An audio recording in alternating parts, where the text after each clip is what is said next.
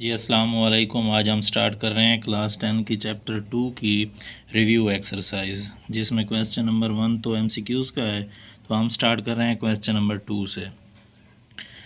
सबसे पहला क्वेश्चन है हमारा, solve the following quadratic equation by factorization method, by completing square and by quadratic formula. तीनों तरीक़ों से हमने एक ही क्वेश्चन को सॉल्व करना है। अब सबसे पहला क्वेश्चन हमारा क्या है यहाँ पर, 8x² is equal to x plus 7। अब यहाँ पर सबसे पहले हम इस क्वेश्चन को बाई फैक्टराइजेशन मेथड करेंगे। बाई फैक्टराइजेशन मेथड करने के लिए हम क्या करेंगे, इन दोनों रकमों को लेफ़्ट साइड पर ले आएंगे। राइट साइड पर आपने ज़ीरो बना लेना है। पॉजिटिव एक्स है, इस साइड पर नेगेटिव बन जाएगा, -7 बनेगा is equal to 0। Factorization method में आप कॉमन ले सकते हैं, ठीक है, कंप्लीट स्क्वायर कर सकते हैं, या फिर आप ब्रेक डाउन कर सकते हैं, मिडल टर्म ब्रेकिंग रूल लगा सकते हैं। लास्ट टर्म को फर्स्ट के साथ मल्टीप्लाई करें तो हमारे पास -56x² बनता है। तो दो पेयर ऐसे ढूंढें जिनको मल्टीप्लाई करें तो हमारे पास -56x² बने, और जिनको प्लस माइनस करें तो माइनस का x आना चाहिए।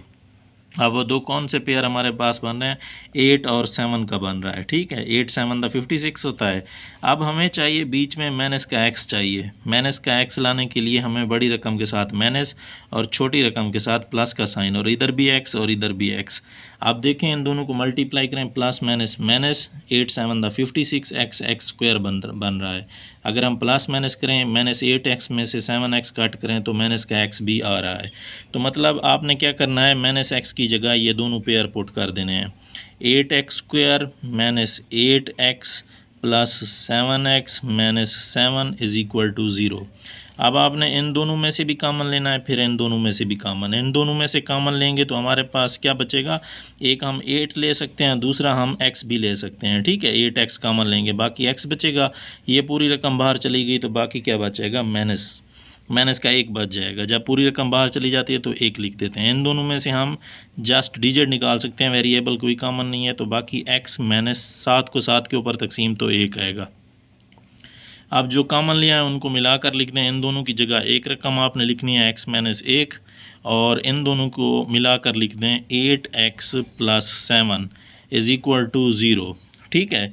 अब आपने x की वैल्यू निकालनी है, इन दोनों को 0 के इक्वल पुट करें, x - 1 इज़ इक्वल टू 0, और उसके बाद 8x plus 7 is equal to 0। x is equal to minus का 1 है, जब इस साइड पर आएगा +1 हो जाएगा। 8x बीच में कॉमन डाल दें, ठीक है। 8x is equal to -7। अगर हम x की वैल्यू मालूम करें तो 8 मल्टीप्लाई इस साइड पर डिवाइड हो जाएगा, -7/8। तो हमारे पास सोल्यूशन सेट क्या बनेगा, सोल्यूशन सेट हमारे पास एक तो 1 और दूसरा -7/8 बनेगा सोल्यूशन सेट, ठीक है।